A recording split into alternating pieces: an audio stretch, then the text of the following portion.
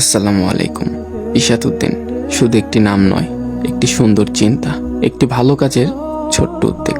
আমাদের এই ছোট্ট উদ্যোগ হয়তো পৃথিবীর কাছে খুব বড় কিছু নয়, কিন্তু আল্লাহর কাছে নিয়তটাই সবচেয়ে গুরুত্বপূর্ণ। এই পথ, এই মাটি, এই পরিবেশ সবকিছুই আমাদের আমানত।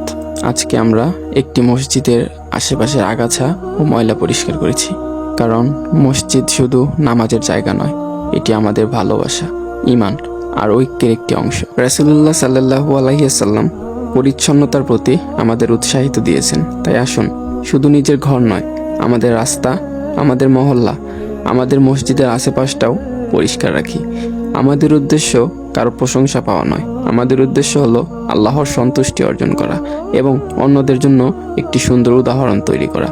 হে আল্লাহ, আমাদের এই ছোট্ট প্রচেষ্টা আপনি কবুল করুন।